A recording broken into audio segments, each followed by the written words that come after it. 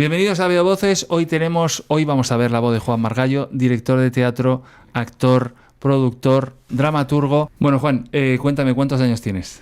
81, hace 15 días. Hace 15 días cumpliste 81 años. ¿Y llevas en las artes escénicas, en el teatro, en el arte, cuánto? Pues llegué con 18 años a Madrid y se puede decir que desde el año 59, más o menos. O sea que llevas más de 6 décadas en el mundo del arte. Hay un libro de Stanislavski que se llama Mi vida en el arte. ¿Podríamos titular esta entrevista, esta charla? Mi vida en el arte y un año más. La titulamos Mi vida en el arte y un año más. A mí lo que más me interesa de alguien que tiene una perspectiva como tú, que lleva tanto en la vida y tanto en las artes escénicas, es que me digas si se evoluciona, si se cambia de opinión, si se tiene derecho a cambiar de opinión, porque sabes que ahora vivimos en un momento en el que si has dicho algo hace 5 años y te lo sacan, no te dejan moverte de ahí. No solamente es que se debe cambiar de opinión. Es más, uno no sabe ni siquiera si cambia de opinión, aunque crea que no cambia de opinión, con lo cual todavía es más complicado. Es decir, yo últimamente tengo una serie de dudas con respecto a la realidad. Me ha venido todo con la famosa física cuántica, que yo creo que dentro de unos años saldrá otra física que contradiga la física cuántica, y así hasta la eternidad. El término infinito y el término tiempo son cosas y azar que me tienen traspuesto últimamente. Yo creo que todo ocurre por azar, pero una vez ocurrido no tenía otra que ocurrir que como ha ocurrido, porque si todas esas circunstancias se han dado, no había otro camino, otra salida. O sea, se te puso... Es decir, ¿por qué estoy aquí yo? Porque hemos venido en el coche hasta aquí. Bueno, eso es lo inmediato. Y mi padre y mi madre y el abuelo y la abuela y la evolución de las especies y tal. Y en la obra cuento una cosa muy graciosa, que es tú y yo estamos aquí por culpa de un mexicano de las Brigadas Internacionales. Pero antes de que lo cuentes me gustaría, porque según tu teoría dices, si todo es por azar, pero una vez ocurrido no podía pasar de otra manera, estás mezclando el relativismo, que es todo es por azar, entonces nada tiene importancia, y el determinismo, las cosas estaban inscritas, entonces no podemos cambiar nada, ¿no? Es que, bueno, mira, he visto el otro día en YouTube un chico que hablaba sobre el tiempo líquido. Nos han enseñado siempre como que el tiempo es un río, que el agua no vuelve nunca a pasar por el mismo sitio, el tiempo va pasando. Y entonces él habla que no, el tiempo es líquido y está como en un recipiente. Entonces tú cortas un plano, pero está el pasado, el presente y el futuro están juntos. Es decir, creo relativamente en ello, en lo que dice, porque me parece, son conceptos que son muy difíciles de creer, porque lo que ha pasado y lo que no ha pasado, pero sin embargo tiene una cierta realidad. O sea, si alguien está desde una estrella de un año luz mirándonos, no está viendo lo que estamos haciendo ahora, está viendo lo que hicimos hace un año. Lo mismo pasa con el tiempo, si se mueve o no se mueve, es decir, una película. Tú cortas un fotograma y está quieto. Entonces, el tiempo es infinitos momentos quietos, porque si en vez de 36 fotogramas tuviera infinitos fotogramas, cada uno de esos sería... Y luego da la sensación de tiempo, como te da la sensación en el cine, de que está vivo, que se mueve. Pero realmente tengo un lío con eso, porque al mismo tiempo digo, sí, pero yo tengo conciencia de lo de hace un rato, de que tengo una familia, de lo anterior, de que yo he sido pequeño, de que me reconozco. Entonces, ¿cómo es posible eso? Sería tal caos que no me debería ni de reconocer y todo estaría pasando y no pasa. Esa es la contradicción. Y con respecto a la física cuántica, toda la vida nos hemos empeñado en ser objetivos, que lo bueno es cómo separarse de las cosas, es decir, este micrófono existe, lo piense, lo vea o no lo vea yo. Pues la física cuántica dice que es absolutamente necesario el que haya un observador, si no, no existe. Y eso me lleva a una frase que decía mi personaje en una película que hice en Chile, que se llama Los versos del olvido. Ajá. Donde en un momento determinado yo hacía el hombre de la morgue, el encargado de donde llevan los cadáveres en Chile, que la policía mata en las manifestaciones, o uno que aparece muerto en la calle, y entonces decía una frase en mi personaje que es impresionante. Decía: cuando yo me muero, el mundo se muere conmigo. Es decir, es verdad, cuando yo no exista, el que esto exista o deje de existir, no existe, porque se muere conmigo. Entonces, esa subjetividad, como que depende tanto del observador lo que ocurre, me tiene un poco trastocado. Podríamos retomar lo que decías de tu tío mexicano. ¿Era un tío mexicano tuyo? No lo conocí nunca. En la Guerra Civil Española, uno que vino en las brigadas internacionales, que era mexicano. Ajá. Un brigadista de las brigadas internacionales. Eso es impresionante. Estamos aquí por él. Te pongo ese detalle porque no es por él. Estamos por infinitas cosas. Pero es que esto es ya gracioso. Mi padre estaba con el ejército de Franco. Y entonces mi padre era sargento y habían tomado el Cerro de los Ángeles, que es un sitio que está al sur de Madrid. Ajá. Era una noche de lluvia con niebla y habían puesto a un soldado con una ametralladora para que avisara por si venía el ejército republicano. Pero no se sabe qué pasó, si se durmió, si lo sorprendieron, que no avisó. Y de pronto se vieron envueltos entre la niebla y tal, y los rodearon y detuvieron a todo el batallón. Y entonces uno dijo: meterlos en esa zanja. Y metieron a los jefes, subjefes, oficiales, suboficiales, los metieron en una zanja que había. Y a un gracioso, que hay graciosos en todas partes, dijo: ¿por qué no los fusilamos a todos? Y entonces fusilaron al coronel, al teniente coronel, al comandante, al capitán, al teniente, al brigada.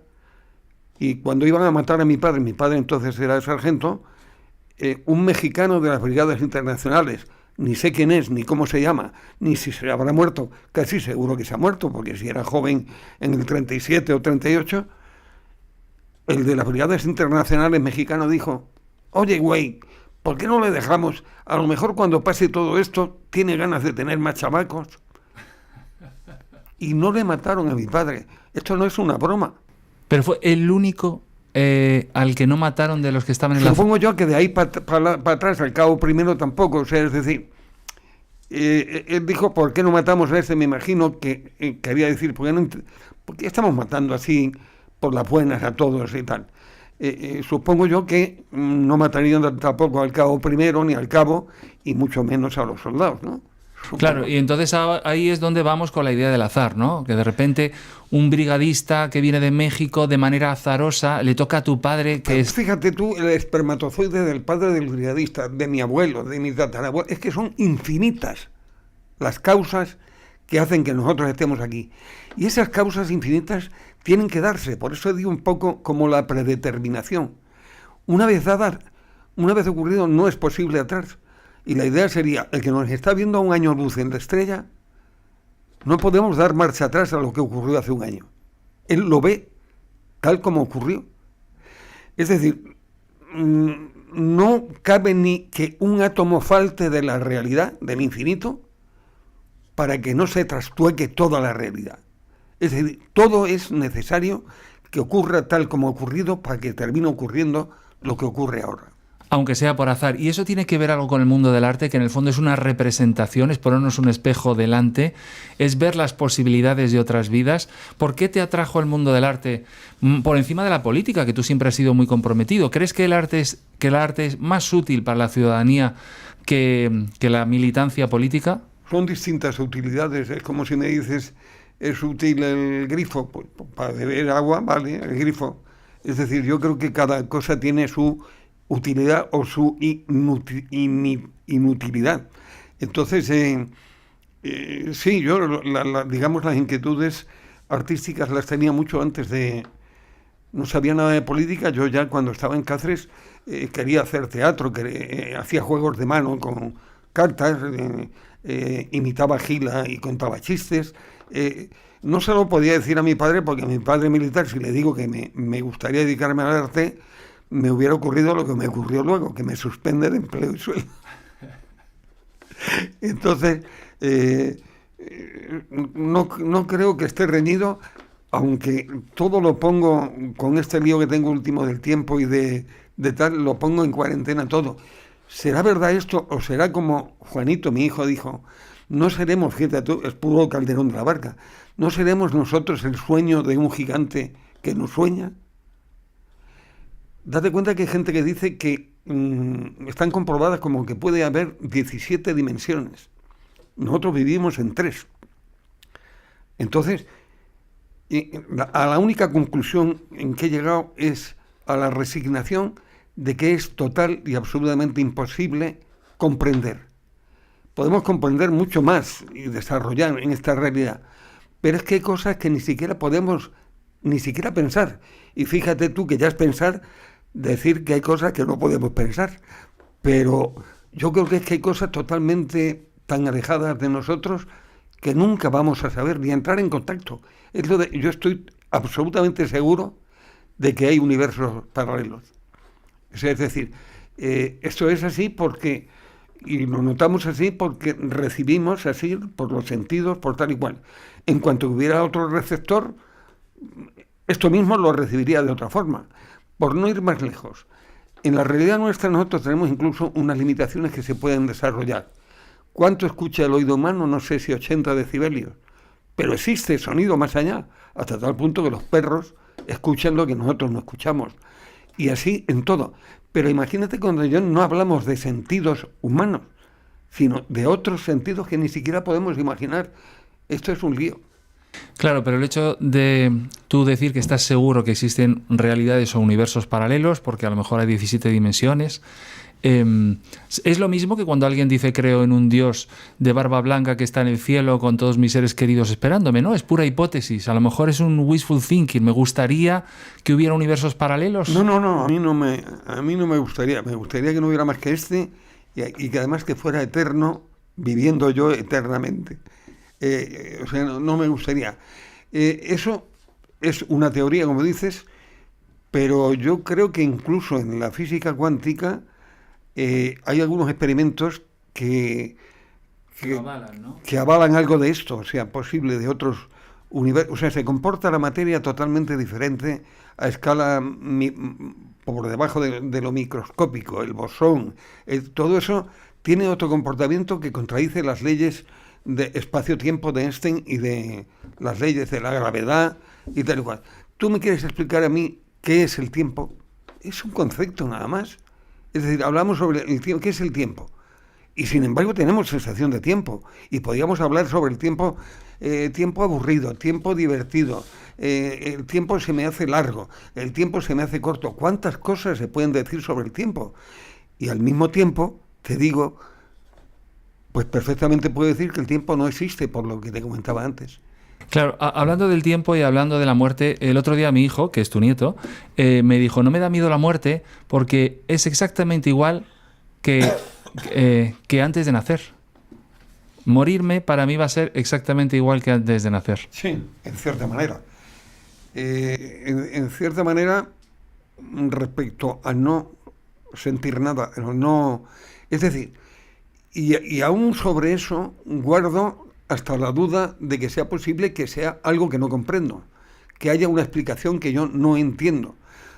Con el conocimiento que tengo, con la conciencia que tengo, a mí me da la sensación que todo lo que yo siento y tal es porque estoy aquí, así como estoy, pero exactamente como estoy, sin una célula más ni menos.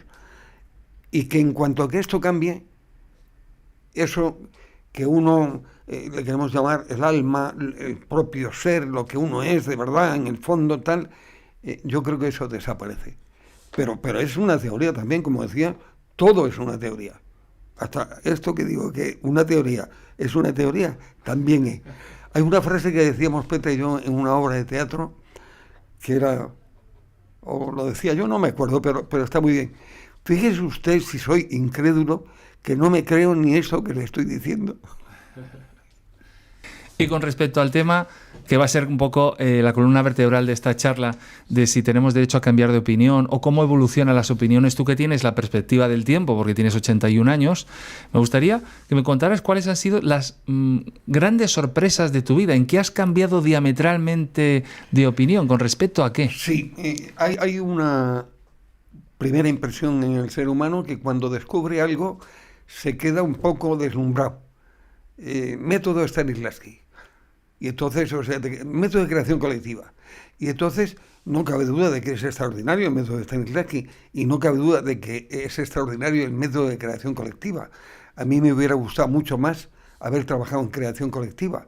Lo he intuido un poquito, he trabajado un poco y me parece que es una maravilla porque no es la suma de los que participan en la creación colectiva, sino que hay un cambio cualitativo. Y muchas veces aquel que parece el menos informado, el que menos sabe, incluso a veces es el que desencasquilla la situación, es el que da con el quid de la cuestión, el que descubre. O sea, que no coincide que el más listo es el que va a dirigir. A veces dice, bueno, ¿y aquí cómo salimos de aquí? Y el tonto de la panda es el que dice, tararí que te vi. Y tenía toda la razón. Entonces te quiero decir que el deslumbre ese del primer contacto con el descubrimiento del método, de un método, de cualquier cosa, hace que lo veas más de lo que es. Lo cojas casi como se cogen las religiones, como no hay otra, esto es así y no es de otra manera, y entonces es todo muy relativo. Es decir, yo he visto, en mi larga experiencia por el mundo del teatro, he visto de todo. He visto gente que se tiene que ir al camerino una hora antes a concentrarse y hacer no sé qué ceremonias y son supersticiosos y tal. Y hay otros, me parece que José Pedro era uno de ellos, que decía, yo quiero llegar justo para salir a escena. José Pedro Carrión, dices. Sí. No quiero estar allí en el camerino una hora esperando. Hay gente que se tira en el suelo a concentrarse, a crear un estado de ánimo. Había un actor que le preguntaban, ¿y usted cómo hace para salir a escena?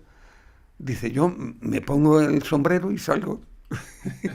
Es decir, hay gente que se hace mucho problema y gente que no se hace ningún problema. E incluso necesita no hacerse mucho problema porque si se pone a pensar es cuando se crea el problema. Es decir, está ahí el público, no sé qué, no sé cuánto y tal. Una frase que decía Leighton, es decir, no es cuestión de que esté o no esté el público. Tú tienes que concentrarte en lo que tienes que hacer y el público ha venido para verme, que le den por el culo al público. Entonces yo tengo que hacer lo que tengo que hacer y se acabó. Entonces, eso no quiere decir que me olvide de que el público está allí. Claro. Hay un piloto automático, público está ahí, pero es que es así. Y con respecto al método de creación colectiva, a mí me parece muy interesante, porque tú lo exploras mucho también con Tábano, que es un grupo mítico, ¿no? No hemos explorado mucho porque fue posterior a la creación y a la estancia en Tábano, cuando entré en contacto con Enrique Buenaventura, que habían experimentado mucho en el TEC de Cali sobre el método de creación colectiva. Ajá. Entonces, lo que sí ocurre es que necesita tanto tiempo y tal compenetración entre la gente que el mundo no está preparado para trabajar en creación colectiva, ni ahí ni en ninguna parte. El mundo está para hacer líderes, para hacer conductores de masas, para que unos hagan lo que los otros dicen. Para que haya jerarquías, ¿no? Distintas jerarquías donde cada uno tenga su rol y entonces pueda o especializarse o aportar su grano de arena. No, pero cuidado, es que esa es la equivocación, es pensar que no hay especializaciones en el trabajo colectivo. Hay un director, hay un escenógrafo, lo que ocurre es que en el trabajo de creación colectiva todo el mundo está al tanto del proceso de trabajo y puede aportar al proceso de trabajo en campos que incluso no son suyos. O sea, puede ser actor, pero sin embargo se le puede ocurrir algo sobre el decorado. ¿Y eso provocaba debates a lo mejor interminables? Si un actor, por ejemplo, puede meter baza en el trabajo de un escenógrafo, hay que escuchar su voz y eso puede provocar como una especie de fenómeno asambleario donde que siempre se sacan buenas cosas, ¿no? Sí, pero ahí está el director para poner punto final, decir, se ha discutido ya lo suficiente. Hay que tomar una decisión. Y en último extremo, no debe ser obligatoriamente, pero en último extremo el director es el director. Y por lo tanto, una vez discutido, expuestas las posiciones de los distintos componentes del grupo, decide, se hace esto. ¿Y has trabajado también en creación colectiva con el autor vivo, con el texto vivo, orgánicamente desarrollándose y la gente queriendo cambiar? Sobre todo nosotros, Petra y yo, lo hemos hecho mucho. porque somos los que a veces hemos escrito el texto y al mismo tiempo hemos sido actores, directores al tiempo, pero también he trabajado. El autor suele ser un coñazo. El autor, con la obra que ya está escrita, tiene tal deseo de que se represente tal como idealmente él lo pensó, que es muy difícil cambiar algo. Tenía fama Güero Vallejo de que no dejaba cambiar ni una palabra.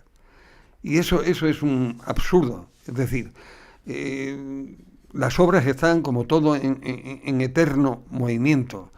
Entonces ahí volvemos a Leito. O sea, es decir, ¿qué es mejor? ¿Llevar la idea, por muy buena que sea, del autor o del director? ¿O dejar que el actor, en último extremo, que va a ser el que va a comunicar, sea el que descubra cómo se comunica eso? Aunque contradiga un poquito lo que se comunica. Es decir, Leighton casi nunca te decía cómo había que hacerlo. Lo que te ponía era duda. No comprendo. ¿Por qué? ¿Cómo? No entiendo. ¿Qué es lo que quieres decir? Pues dilo mucho más. Yo siempre pongo un ejemplo de Leighton con una obra que hicimos que se llamaba La historia del zoo. La historia del zoo es un chico que va al Parque Central de Nueva York, no sabe muy bien a qué, al final se da cuenta que lo que va es a suicidarse. Y entonces, pues porque la vida no le gusta, no tiene familia, vive con una patrona que es una pesada, un perro que cada vez que pasa le trata de morder, y dice, el perro y yo traté de quererle y traté de odiarle, de matarle. Y ahora lo que hemos llegado es a un acuerdo. Hemos llegado a un acuerdo.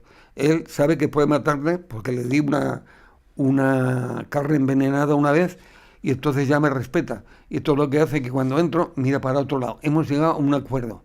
Ni nos queremos ni nos odiamos porque ya no tratamos de alcanzarnos. Es un texto que es precioso. Sí, es Edward Albee, ¿no? Edward Albee, ¿no? Es el dramaturgo. Sí, sí. Entonces, quiero decir, en un momento determinado, la censura nos prohibía la obra, durante un año estuvo prohibida, por tonterías, porque ellos interpretaban como blasfemo una frase que decía Jerry, que decía, Dios, que es una mujer que llora con determinación detrás de su cerrada puerta, Dios, que es un marica negro que viste un kimono y depila sus cejas. La censura lo tomaba como una cosa blasfema y no venía a decir más que Dios que está en los pobres, en la gente que sufre, no era ni mucho menos blasfemo. Bueno, ahí había una frase que decía al final, vete Peter, cuando le ha provocado y ha hecho que le clave el puñal, que realmente es el chico Jerry el que se ha tirado encima. Y entonces, vete, los periquitos estarán preparando la cena, los gatos están poniendo la mesa. Jerry había visto a través de la conversación de que Peter no le gustaban nada ni los periquitos ni los gatos de las hijas, le hubiera gustado mucho más un perro.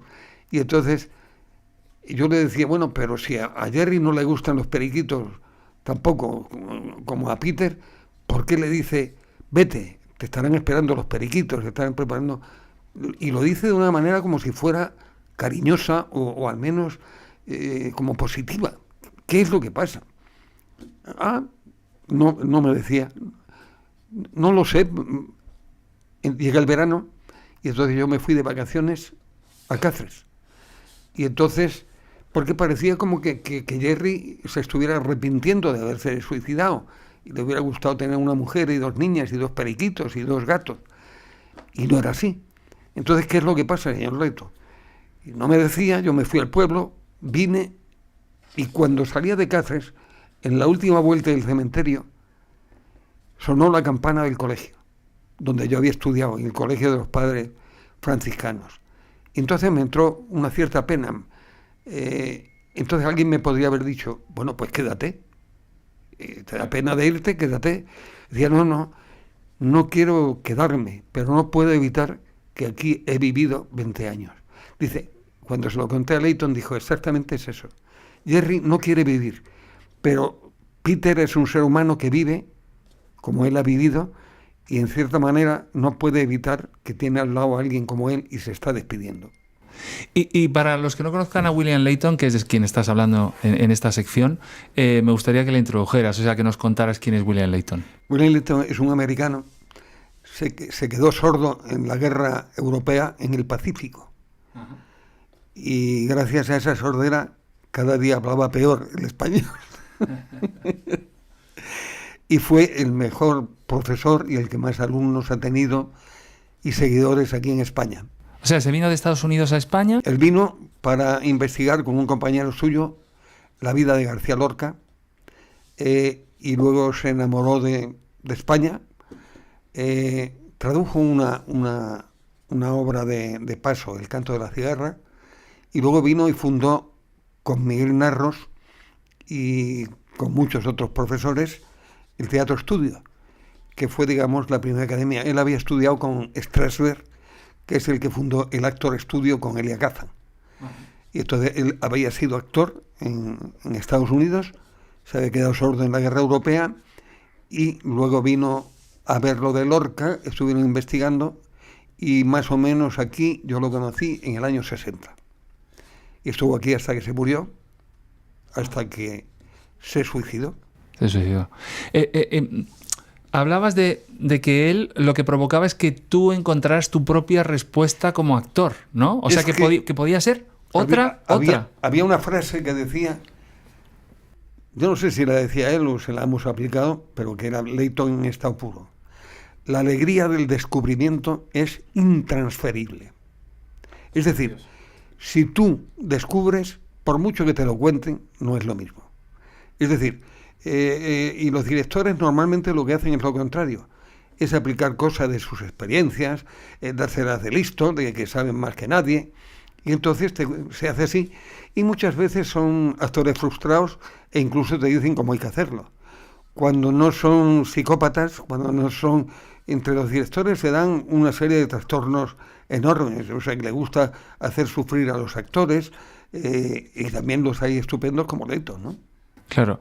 Y imagínate que otro actor que no hubiera sido tú hubiera descubierto otra verdad acerca de ese momento, que hubiera dicho, qué pena, me quiero quedar y ya es demasiado tarde. Lo que quiero decir es que si un actor descubre una verdad que es suya, la puede aplicar a ese momento del texto, aunque sea contraria a la tuya, ¿no? Pero, o sea, contraria no debiera ser si hemos estudiado lo mismo. Es decir, hay que tender a la objetividad. Otra cosa es que encuentre la justificación de sus motivaciones distintas, van a ser a la fuerza distintas a las del director. Pero no quiere decir, vamos a ver, si estoy haciendo una obra en la que Edipo se enamora de su madre, se casa con su madre, no voy a decir, no, yo he llegado a la conclusión de que odia a su madre. Es decir, del estudio objetivamente deben de salir unas verdades generales. Otra cosa es cómo yo me lo justifico, cómo yo encuentro la razón, la motivación de por qué actúo así. Ya, pero por ejemplo, con ese ejemplo, imagínate que yo soy Edipo y decido, o no decido, sino que descubro, como decía Layton, que yo siempre he tenido la mosca detrás de la oreja con Yocasta. O sea, me he enamorado de ella, pero siempre pienso que hay algo que va más allá del enamoramiento. Y hay otro Edipo que decide, otro actor, y actúa siempre con esa mosca detrás de la oreja. Y otro actor que decide que la ignorancia es lo mejor. O sea, son esos matices que hacen... ¿Te acuerdas con Petra que Petra es fan de cómo Joaquin Phoenix hace el Joker comparado con el otro actor, ¿no? O sea, son casi el monólogo interno que llevas dentro. Sí, pero ten en cuenta una cosa. Normalmente antes de pasar a los ensayos se hacen unas improvisaciones con lo que se llama la almendra de la escena, que se hace después de hacer varias improvisaciones, de mucho pensar, tiene que salir la almendra de la escena. Y la almendra de la escena muchas veces no puede ser tan contradictoria como que venga a contradecir la idea del autor. Es decir, que también tenemos que tenerla en cuenta. No quiere decir que en un caso determinado pudiéramos contradecir la idea primigenia del autor, pero en principio si hemos cogido una obra es porque estamos de acuerdo con el superobjetivo de la obra, con lo que la obra quiere decir. En el método de creación colectiva se diría con el conflicto de las fuerzas en pugna generales que se enfrentan por una motivación. Todo eso se ha estado haciendo con improvisaciones. Entonces, más o menos tenemos la almendra de la escena. Entonces, no puede diferir mucho de la almendra de la escena. O sí puede diferir mucho. Lo que no puede ser es contraria.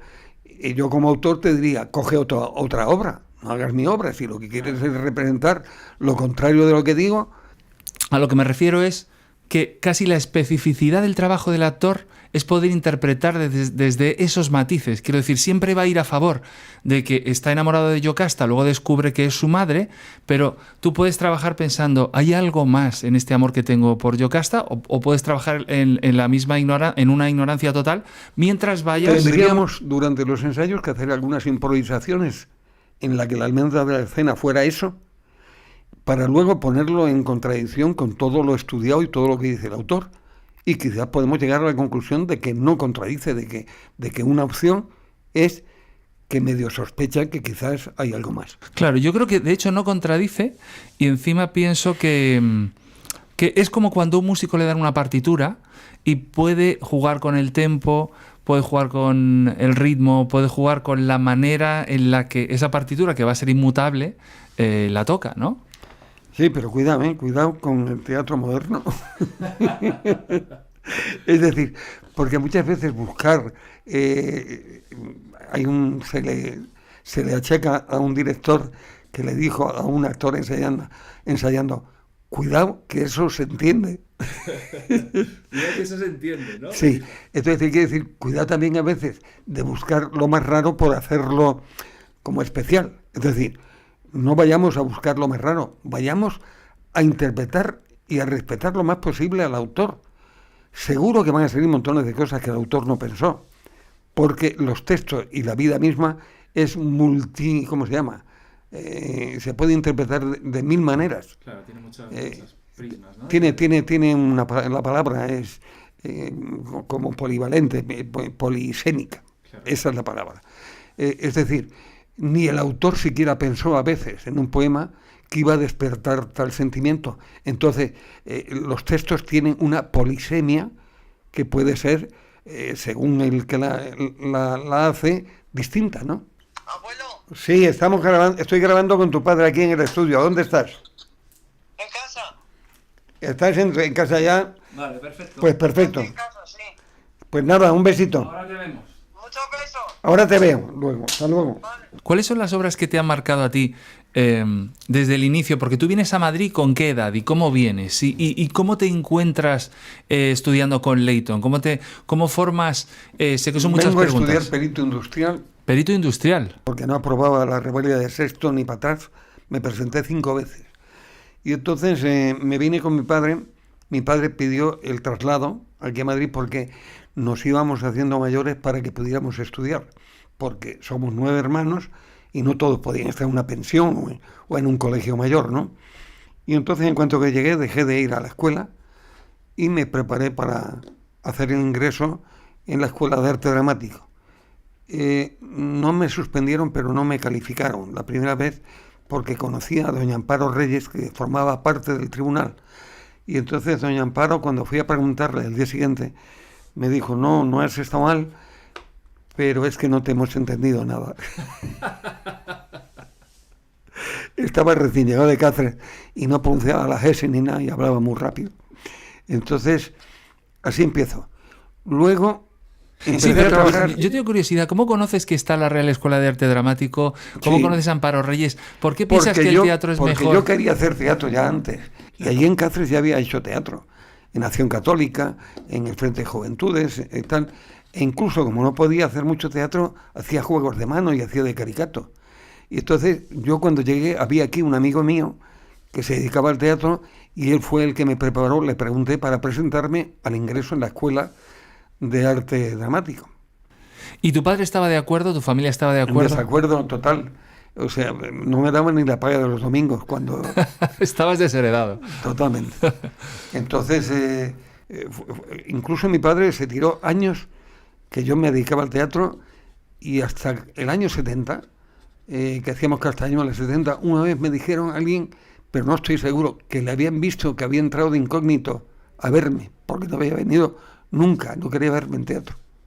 ¿Y cómo se convive con una tradición militar que viene del franquismo para que tú pases? Porque bueno, yo también, yo cuando entré en tu familia conocí a tu madre y se vio de una manera como muy lógica personas de ideologías tan distintas en la misma casa, ¿no? No, pero mi madre, mi padre hablé muy poco en la vida. Pero mi madre es que se reía de todo y entonces era mucho. Mi madre lo que quería era que tuviera un título.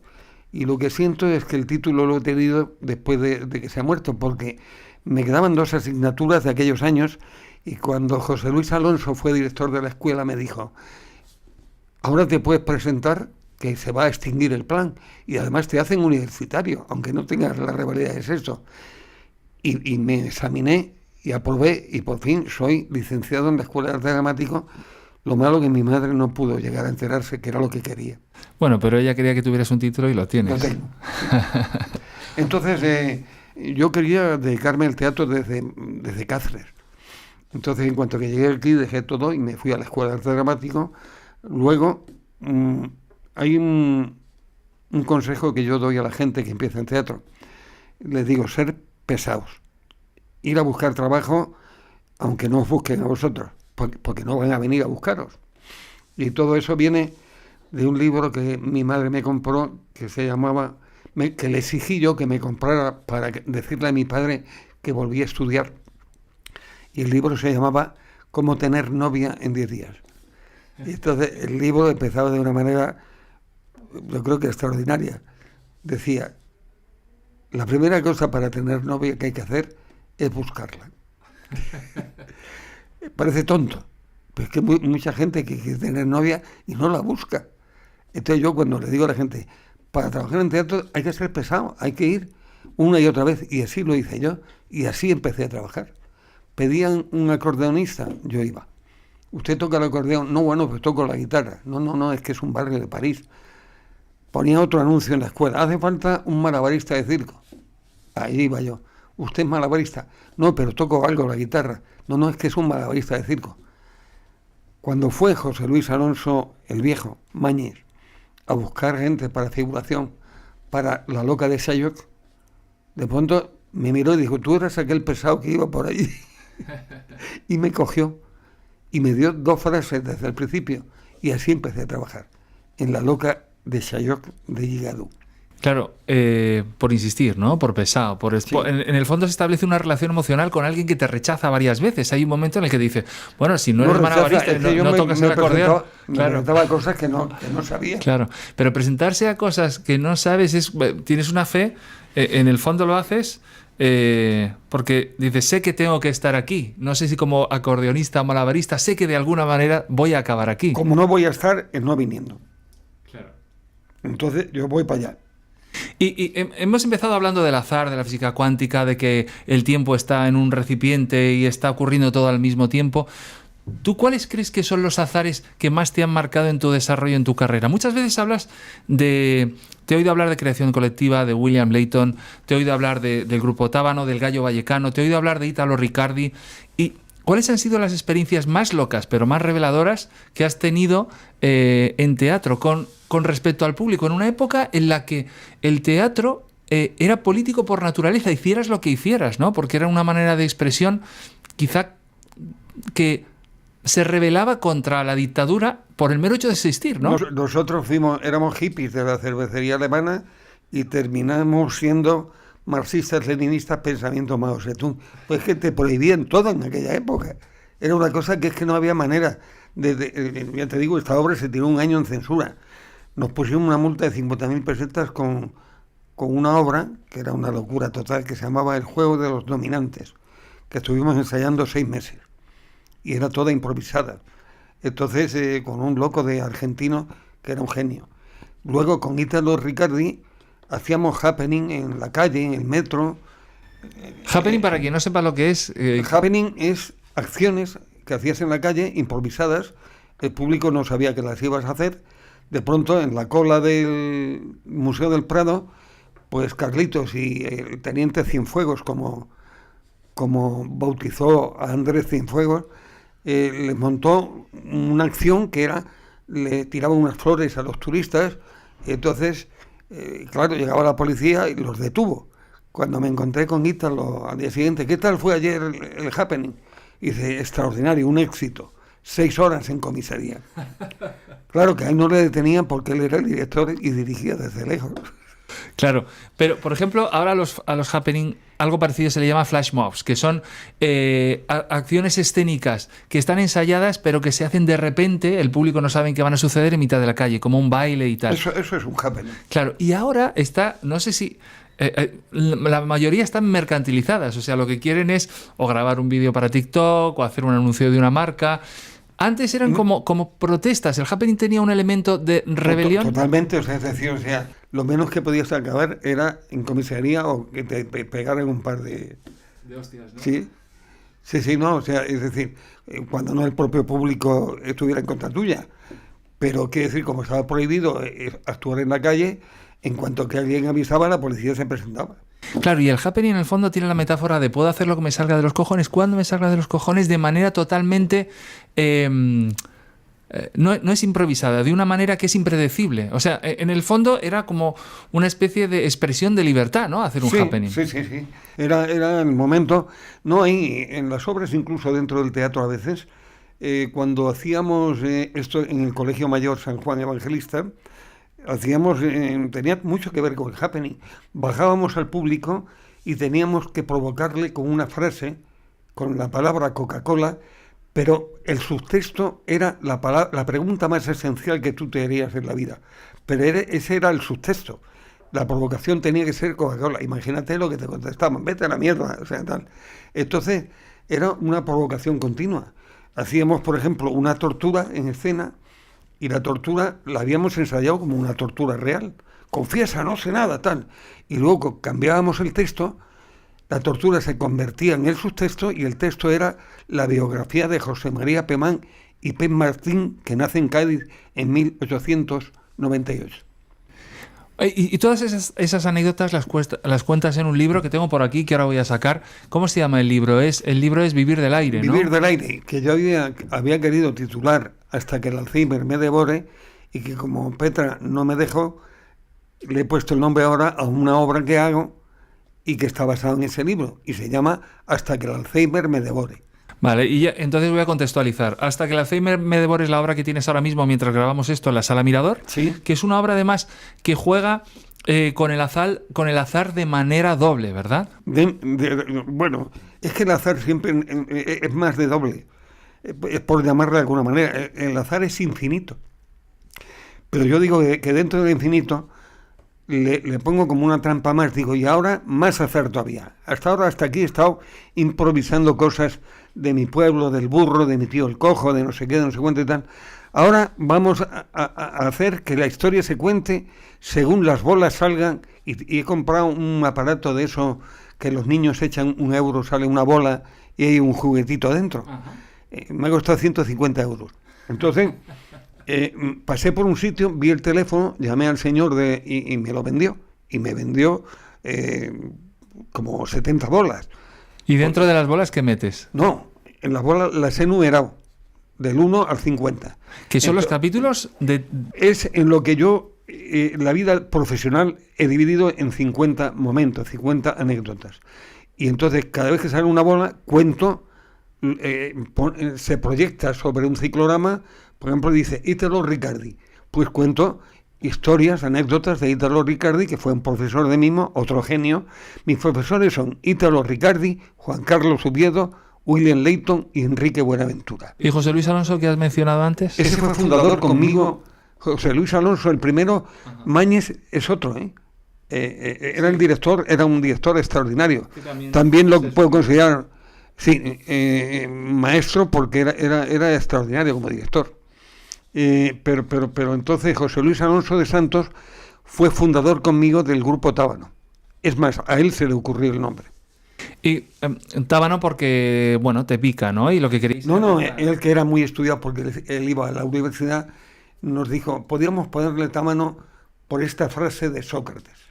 Dios me puso sobre la ciudad como el tábano sobre el caballo para que no se duerma ni amodorre. Y dijimos todos, pues nos parece muy bien. Es cojonudo, ¿no? Está hablando un poquito de una sociedad que estaba adormilada y amodorrada y que empezaba a despertar, ¿no? Porque era el tardofranquismo. Era muy bien traída la frase.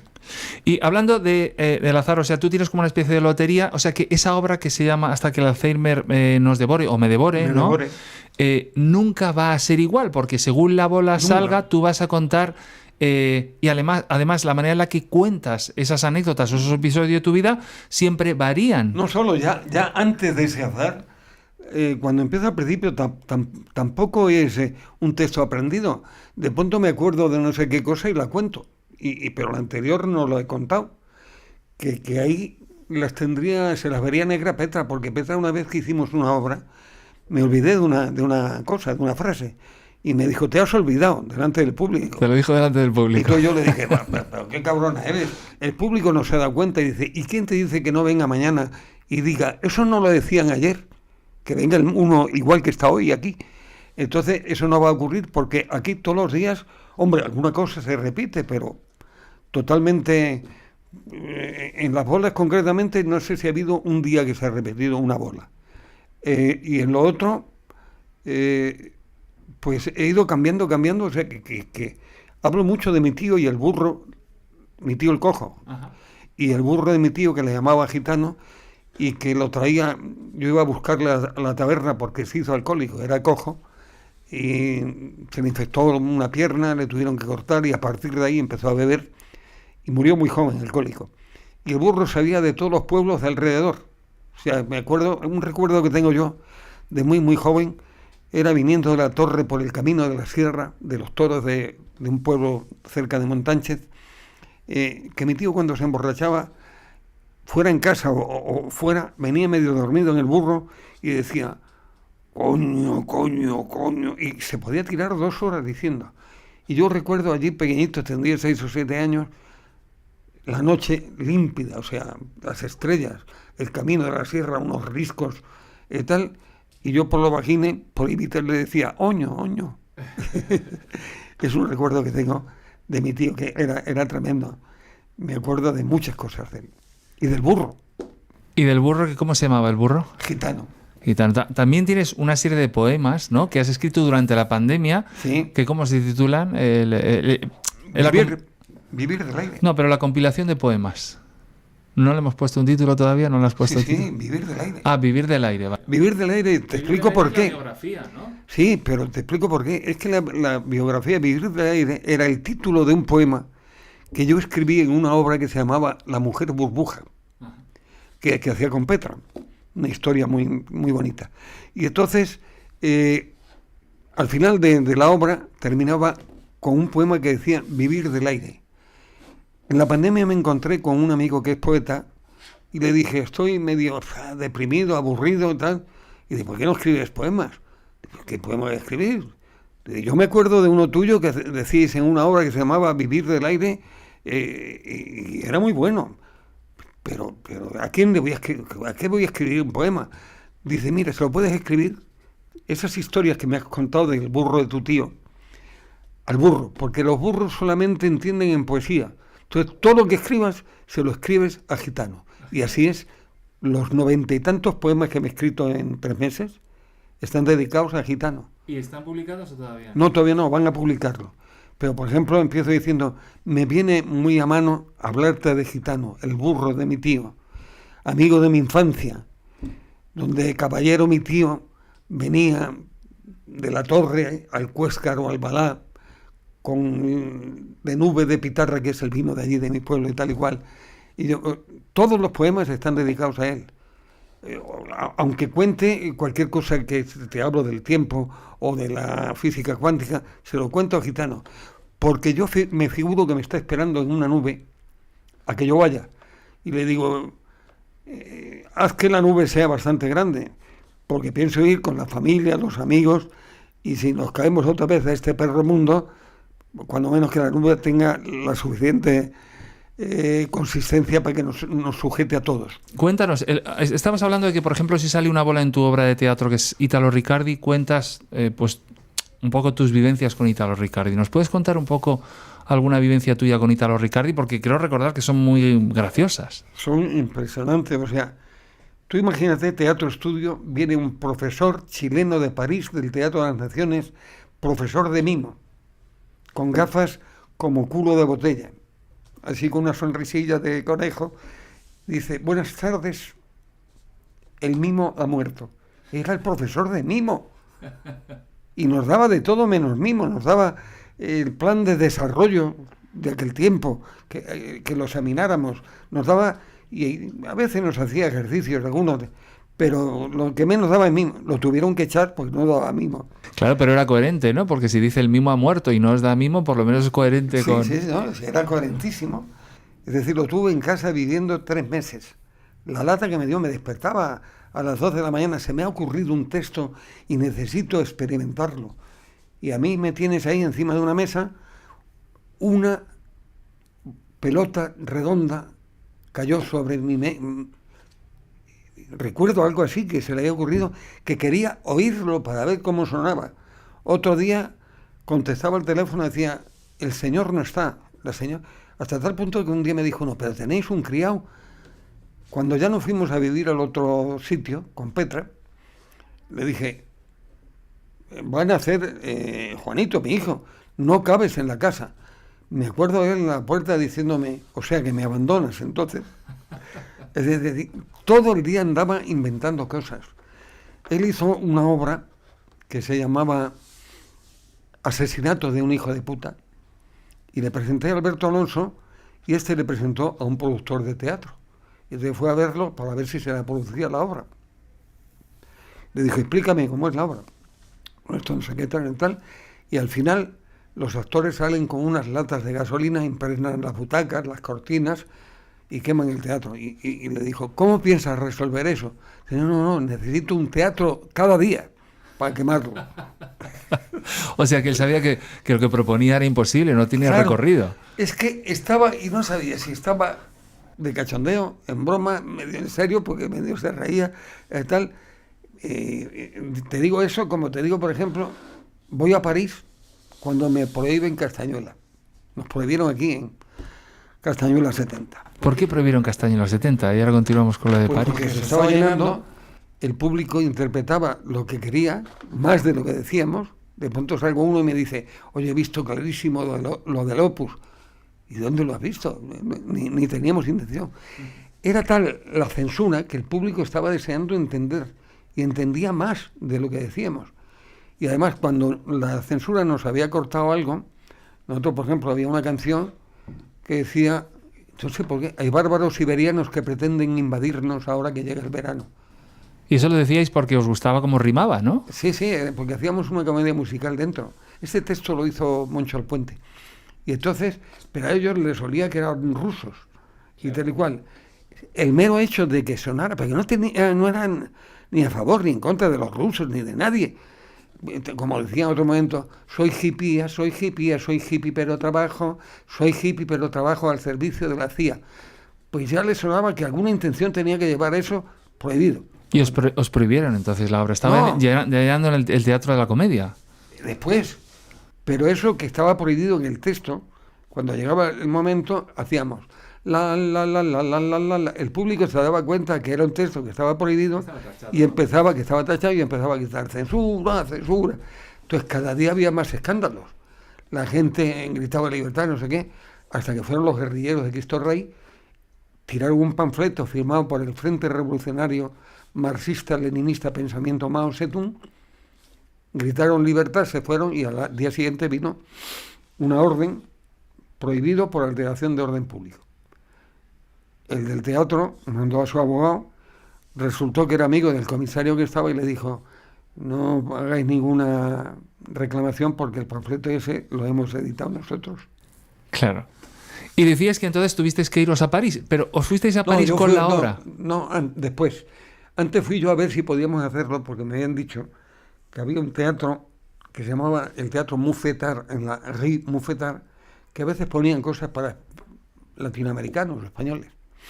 Entonces fui a la Rue Mouffetard, y cuando voy a entrar, ¿quién sale? Italo Riccardi, que estaba ahí en París. Coño, Italo, ¿qué haces aquí? Le expliqué, Me dice, ¿te puedo esperar tomando un vino? Sí, se metió en un bar. Cuando dejé, se había tomado como 10, tenía un pedo encima. Y entonces me invitó, te invito a un teatro, me dice. Digo, vamos. Allí más abajo, en una carpa, había un teatro de carpa, pero que no había teatro, había un concierto de música barroca. Como él tenía el pedo que tenía, se empezó a aburrir y empezó a gritar en la mitad del silencio del concierto, «Sépale teatro». Y decía, y tal, es que no es teatro, es música. Y yo ya me salí porque digo, nos van a echar. Lo dejé por la calle y no lo vi hasta 10 años después que había vuelto a España. Pero él me había explicado ya antes en el bar, ¿qué haces aquí, Ítalo? Dice, hago teatro cerradura. Digo, ¿y eso qué es? Dice, pues me han dejado un galpón a las afueras de París y yo he construido un círculo como de 3 metros de alto, pero como una plaza de toros, de tablones. Y he hecho como 9 agujeros en forma de cerradura. Yo hago el monólogo dentro y solamente me pueden ver 9 mirando por la cerradura. Digo, joder, pero tendrás un problema el día que se presenten. Todavía no he logrado tapar los 9 agujeros. O sea, no consiguió convocar a 9 personas Sí. para ver a través ¿Dónde de tendría? El local decía que era fuera de París, no sé dónde, estaba como una cabra. Entonces, murió en Chile, como un mendigo en la calle, leyendo las cartas y eso. Y cuando yo fui a hacer la película, resulta que yo pensaba que estaba enterrado en Valparaíso, que era donde él había vivido. Y también rodé en 3 cementerios de Valparaíso. Y por donde quiera que pregunté por él, no podía, nadie sabía. A ver, un señor Ítalo Ricardi tiene que estar aquí enterrado. Y miraban los libros, no. Me volví a España y cuando hablé con el hijo al cabo del tiempo me dijo, no, es que está enterrado en el cementerio de Santiago, en la capital. Dice, me encontré con un amigo, el hijo había visto a un amigo que lo enterró, vamos, que no, el único que le... Y que no le puso lápida porque no tenían dinero, le pusieron unos ladrillos y cal pintado de blanco. Y Ítalo, poco antes de morir, le había dicho al amigo, pon esta frase en mi tumba, el día que menos penséis, volveré. Es una frase genial. Acaba de volver, ¿no? Acaba de volver ahora que estamos hablando de él. En alguna medida. Sí. Y Era un genio. Y has dicho que tenías como 4 maestros. Habías hablado de Ítalo Ricardi, has hablado también de William Layton, que hemos hablado ya de él. Enrique Buenaventura. Enrique Buenaventura, que hemos hablado de él, hablando de la creación colectiva. De creación colectiva. Entonces, qué decir, o sea, yo creo que ha sido un maestro no para mí, sino para casi toda Latinoamérica. Ha tenido influencia, y en España también, en muchos sitios con el método de creación colectiva, que era producto del TEC de Cali, el Teatro Experimental de Cali. Pero digamos que él fue quien lo escribió, lo condensó, ¿no? Y hablando de Latinoamérica, ¿tú has sido cuántos años director del Festival Iberoamericano de Fui Teatro? 7 años director del festival, pero he viajado por América. Esos 7 años, 4 meses cada año. Pero aparte, al Festival de Manizales he ido un montón de veces, a Argentina, a Brasil. Hicimos gira con Petra por toda América. Yo creo que he ido como 15 veces. ¿Y qué te cambió el hecho de entrar en contacto con directores, dramaturgos, actores y grupos de teatro de toda Latinoamérica? Porque además también tendría muchas diferencias entre ellos. Los argentinos serían muy diferentes a los colombianos. Sí, pero esto de la creación colectiva y tal estaba muy de moda en aquellos tiempos. Pues tuvieron mucha influencia en la creación del Gallo Vallecano. Es decir, el tratar de conseguir tener un local y no estar de gira todo el rato por ahí, y hacerlo, y el festival también, hacerlo a semejanza de Latinoamérica, el festival a semejanza del Festival de Manizales, del de Caracas, del de Puerto Rico, y la sala, también un poco como funcionaban las salas allí. ¿Cómo ha sido, aparte de dirigir el Festival Iberoamericano de Teatro, fundaste tu grupo de teatro que se llama Buroc Teatro con Petra Martínez en 1985? O sea, has pasado por muchas estructuras dentro de las artes escénicas y has tenido muchas labores. Director, dramaturgo, productor, actor. ¿Cómo ha sido tu arco con Petra, que sería como tu compañera de vida desde que porque la conociste en el Teatro Estudio con William Layton? Sí. Ella me conoció a mí en Calígula. Te conocí por las piernas. Sí, la broma esa de las piernas, que yo salía con una faldita de romano y según ella dijo, ahora se arrepiente porque lo repito mucho y ya está harta. Y entonces dice que al verme se enamoró de mí por las piernas. Fue a verlo con un novio, al día siguiente se enfadó, y cuando ella apareció por el Teatro Estudio, de pronto vi a uno, yo entonces usaba corbata, chaqueta, me volví y dijo, coño, este es el de las piernas. Y desde ahí, poco después, yo me fui a Londres, París, volví, me encontré en el Teatro Beatriz haciendo una obra con el otro maestro, que es Juan Carlos Ubiedo, y desde entonces... Historia, aventura de vida juntos. Para quien no sepa quién es Petra Martínez, por si acaso contextualizamos, es actriz, es una actriz que lleva toda la vida teatro, cine y televisión. Ha trabajado en todas las obras conmigo, yo con ella, y en televisión ha trabajado mucho. Lo último, sí, muy conocido, La que se avecina, Doña Fina. Sí, ahora tiene una película también que se llama La vida era eso, ¿no? Si le han dado un premio en Egipto, ¿verdad? En Egipto es el último, pero le han dado uno que me ha hecho mucha gracia. ¿De dónde es? ¿En Bucarest, en Rumanía? En Rumanía, en los Cárpatos, que Drácula. Le han dado un premio y está tratando de cobrar, que le han dado 1.000 euros y no sabe cómo ponerse en contacto con ellos, porque aparte del premio le han dado 1.000 euros. Claro, tiene. Y le dieron un premio también en Sevilla. ¿Y cómo has podido equilibrar la vida familiar? Porque tú tienes 2 hijos, una de ellas es mi mujer, Olga Margallo, que también es directora de teatro. ¿Cómo se ha equilibrado la vida del teatro, las artes escénicas, los viajes, las distintas etapas, los distintos grupos, con tener hijos, con tener una familia? ¿Cómo esos 2 mundos, uno más nómada, otro más estable? Mis hermanas. Tus hermanas, ¿no? Mi familia. O sea, nosotros hemos podido ir a América los 2 juntos y dejar 2 meses a los niños en casa de mis padres, porque es que tengo 7 hermanas. Entonces siempre han vivido unas cuantas en casa de mis padres. Y todas, pero sobre todo Pili, aún sigue con mis nietos, y María Luisa, y Trini, todas. Tengo unas hermanas extraordinarias. Yo, por ejemplo, cuando os conocía, íbamos a desayunar todas las mañanas al Cantalejo, luego ensayabais Perico Galápago con José Pedro Carrión. Yo tenía la sensación de que no se perseguía construir una carrera como si fuera un objeto para ir subiendo escalones, sino que cada proyecto en sí mismo tenía mucho que ver con vuestra aventura vital y lo que queríais contar. Sí, es que yo, por ejemplo, no tengo, ni ahora mismo tampoco, yo veo directores que dicen, quiero montar un Hamlet, un Edipo, un no sé qué. Yo no he tenido nunca, solamente tuve una vez y que no lo he montado, que es El camarada oscuro de Alfonso Sastre. Pero normalmente surge otra vez del azar, de la casualidad, de conocer un autor, de conocer un grupo, una serie de gente, y eso hace que surja la obra. Entonces todo ha sido muy casual. No tengo, en ese sentido tiene razón, que no tengo un proyecto escalonado de haber dicho voy a ir poco a poco para llegar a ser director de un teatro nacional o del Festival de Cádiz. Ha sido casual todo lo que ha pasado. Tus últimas obras sí que están siempre alrededor de la desaparición, del olvido, que son no tanto de la muerte, sino del olvido y de la desaparición, ¿no? Hasta que el alfebre me devore, el chimpón sí que es la muerte. No, yo la muerte desde pequeño, porque en el pueblo tenía mucha importancia la muerte. Entonces la muerte siempre ha estado presente en mí. Es decir, yo era monaguillo y recuerdo que iba con la campanilla tocando. Los entierros en mi pueblo era... el cadáver estaba en casa, no había tanatorio, las mujeres estaban dentro rezando y llorando y los hombres fumando un cigarro o charlando fuera. Entonces cuando se oía la campanilla, era que venía el cura para llevarse el ataúd, empezaban las mujeres como a jadearse, a llorar, que se lo llevan. Sí, y la viuda más, ¿no? Que se lo llevan y ya no volverá y tal. Entonces era una cosa terrible porque no podían ir al entierro. Solamente iban los hombres.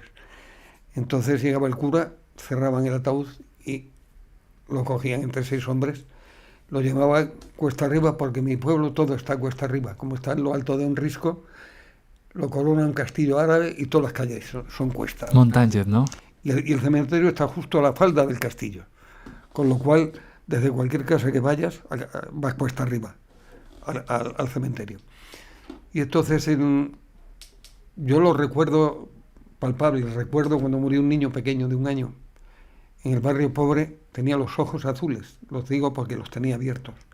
Y había una mosca que se le ponía en la nariz, en el ojo, en la oreja, y que cuando cerraron el ataúd nos dimos cuenta que se había quedado dentro, porque cuando llegamos al cementerio en aquellos tiempos era necesario abrir para comprobar que estaba el cadáver dentro. Era una cosa legal. Entonces, cuando abrieron el féretro del niño, la mosca seguía allí, dando vueltas y posándose y tal y cual. Y no solamente seguía allí, sino que cuando lo cerraron, una vez comprobado, la mosca se quedó dentro. Y me acuerdo que le dije yo a Marcial, cuidado con la mosca. Y me dijo Marcial, es que las moscas son muy pesadas. O sea que la mosca seguro que está allí, porque al niño lo enterraron en la tierra. Hay también nichos de pared, pero otros eran con una cuerda y lo dejaban de caer en la tierra y la tapaban luego, ¿no? Entonces la muerte estaba presente siempre. Y entonces yo creo que esto que cuento no es un sufrimiento grande ni un sentimiento de que me dé miedo, pavor, pero te voy a contar un ejemplo con tu hija que yo creo que es gráfico.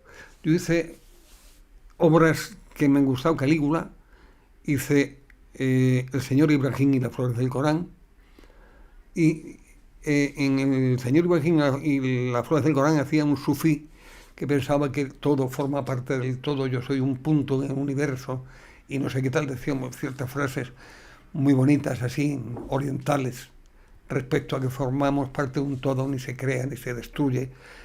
Y tu hija me preguntó cuando tenía 7 años, que la estaba durmiendo, abuelo, ¿te vas a morir? Entonces yo me vi obligado a decirle, somos la frase del señor Ibrahim, nada se crea ni se destruye, somos como un punto que gira en el universo y tal y cual. Pero recuerdo que cuando salí, pero me cago en la muerte, sin que ella lo oyera. Es decir, no me resigno. Es decir, ojalá, o sea, les tengo envidia a esos que creen que hay otra vida.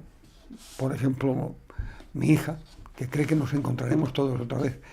Yo desdichadamente, a pesar de que soy agnóstico y que no me creo ni lo que digo, y que creo que puede ocurrir todo, que no sabes qué es lo que pasará, que tal, con los datos que tengo, pienso que esto existe porque exactamente así, y que el infinito no se repite nunca.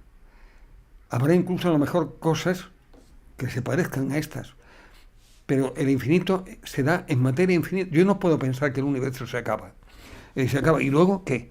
Esas teorías de el universo no sé qué, tal redondo, oblicuo, de lado, mentira. Es incomprensible. No tiene final. O, digamos, me niego a pensar que puedo comprender. No puedo entenderlo. Y entonces me da rabia el existir una sola vez y que no voy a existir otra vez, que es lo que creo de momento, aunque todo puede ocurrir. ¿Tú eres de los que piensas que has cometido cagadas? Quiero decir que hay gente que hace balance y dice, joder, estas han sido mis cagadas. Yo siempre pienso que las cagadas forman parte de otras cosas y no soy alguien que esté muy arrepentido de cosas que haya hecho. No, porque es inútil. El arrepentimiento es inútil y por lo tanto, cagada, sí, me gustaría no haberle hecho daño a nadie, me gustaría haberle hecho más caso a mi madre, haber estudiado, tener una carrera que ella lo hubiera visto porque a ella le gustaba. O sea, de lo que me arrepiento es de no haber hecho lo suficientemente feliz a mucha más gente. Es de lo único, pero ¿a qué viene el arrepentimiento? Es imposible. Te voy a decir a ti, incluso, si volviera a vivir, no me gustaría hacer lo mismo nunca. Y creo que estoy de acuerdo contigo, porque es un aburrimiento volver a hacer lo mismo, mejor tener una nueva experiencia. Al mismo tiempo me da una cierta pena, porque eso quiere decir que no volvería a conocer la gente que conozco ahora. Voy a sacar el libro un poquito para ponerlo por aquí. ¿Dónde se puede comprar este libro? Porque en este libro está esta entrevista, pero mucho más ampliada. Claro, sí, pues creo que por internet. La editorial lo pone ahí. Vale, tenemos la colección rúbrica de la editorial Estudio Ediciones. Y cuando estás haciendo la obra de teatro, las anécdotas que cuentas son de este libro, ¿no? Es como si contaras tu vida de manera salteada. Las que están en las bolas, sí. Lo que ocurre es que a veces me enrollo y me cuento una que no está. Bueno, digo que que por ejemplo, cuento muchas anécdotas de teatro, que son muy graciosas las cosas que ocurren en el teatro, y entonces a veces me acuerdo que he contado la de un actor, Doroteo Martí, que hacía de Cristo en una obra muy espectacular, el final, las tres cruces, el buen ladrón, el mal ladrón, él hacía de Cristo. Y entonces el final lo conoce todo el mundo: en mis manos encomiendo mi espíritu. Y levantaba la cabeza y decía: mañana función a las 7 y a las 11, sin bajarse de la cruz. Pues como es, hay 40. Entonces, esa no sé si está, pero entonces de pronto me acuerdo de alguna anécdota que no está y la sumo. De Tamayo, por ejemplo, que hay muchas y muy graciosas, pues cuento alguna que no está.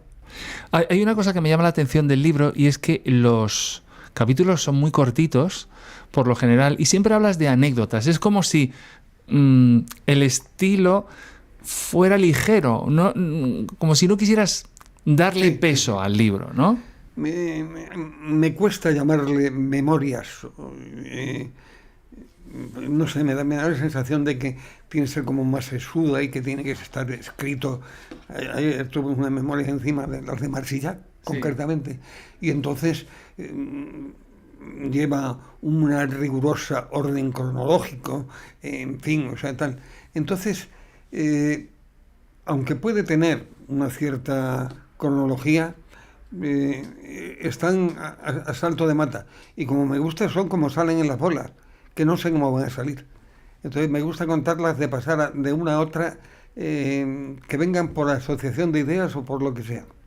El que es maestro, no existe el maestro, existe el que aprende a que otro descubra por sí mismo. Entonces, ese es el verdadero maestro, no el que dice: yo soy maestro y te enseño todo lo que sé. Lo que yo sé a ti te vale en la medida que te vale. En la medida que no te vale, mejor que te olvides de lo que sé yo. ¿Tú has hecho números? Quiero decir, ¿tienes una estadística de todas las obras que has escrito, las que has dirigido, las que has estrenado como actor, las que has hecho en teatro comercial, las que has hecho en teatro independiente, las películas, las series? ¿Tienes como una especie de estadística? No, lo que ocurre es que a veces cuando te piden el currículum tienes que entrar en internet y me descubro haciendo cosas que yo no sabía que había hecho. Sí, en televisión, por ejemplo, hace 1000 años, de pronto veo...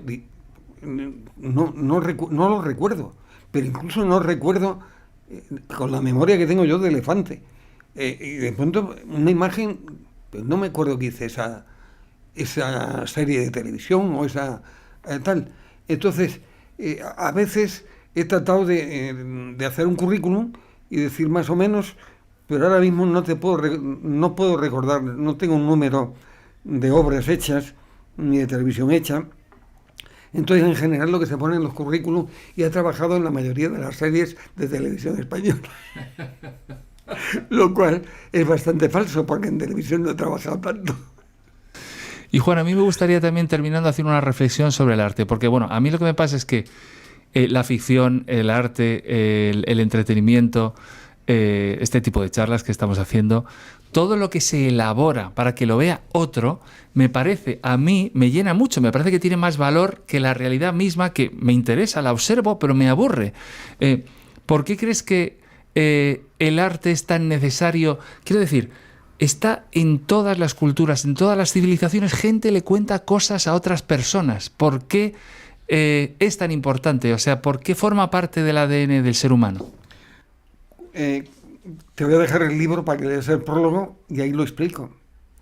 Es decir, yo digo, ¿y a mí por qué me da por hacer teatro, por hacer esta charla, por contar tal cosa, si la posteridad me la trae floja? A mí, que me hagan una estatua, me da igual. Por eso que te digo de que yo creo que cuando yo me muera, el mundo entero se muere conmigo. Es decir, es tan penoso que tengo pena por anticipado hasta por la familia. Ni la familia me importará cuando me muera, que es lo que más me importa. Entonces, es decir, ¿por qué hago yo teatro o cuento cosas? Y entonces he llegado a la conclusión que es por el puro placer de contarlo. Es que cuando lo cuento me encuentro, me gusta. Es que me gusta gustar a la gente. Yo, de lo que a veces me castigo y digo, he querido ser demasiado que la gente, no ser, que la gente diga que soy muy bueno y muy simpático y me he preocupado demasiado por ello. A veces no me debería preocupar tanto, porque toda mi vida es caer bien a la gente, que la gente me vea como simpático, como buen actor, como buena persona. Entonces, ¿por qué? No sé, pues me suena a título de por el placer de hacerlo. Por el placer de hacerlo. Y hasta aquí hemos llegado con el Veo Voces que ha estrenado Juan Margallo. Nos vemos en el siguiente video podcast. Acordaos de suscribiros, de dar a la campanilla, acordaos de echarle un vistazo a la editorial Estudio Ediciones. Se puede encontrar seguramente en internet, pero yo voy a dejar también el enlace. Y también podéis seguir la gira que supongo que Juan hará después de... No sé si vas a seguir vendiendo la obra que estás haciendo ahora en la Sala Mirador, si vas a hacer bolos por ahí. En principio no pienso. Vale. Estoy en un momento,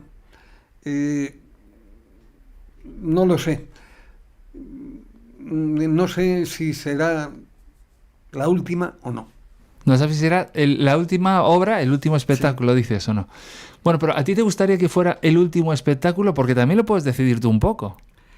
No me gustaría. Claro, pues yo creo que tienes que hacer otra.